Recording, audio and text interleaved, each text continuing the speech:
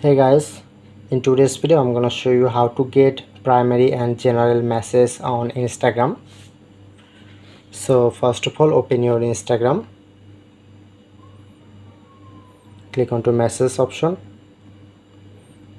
but not showing here to this option.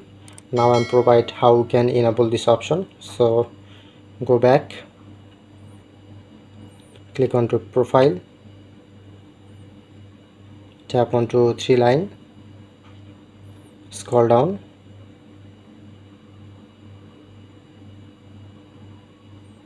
account type and tools, switch to professional account,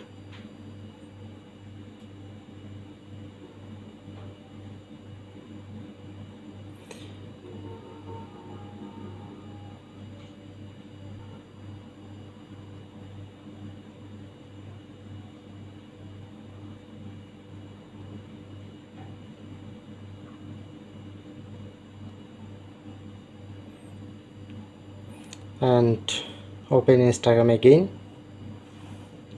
and you need to first enable your professional mode. So now I'm already enable my professional mode, and then click onto message option, and now look here, finally showing this option, primary, general and request. So that's it.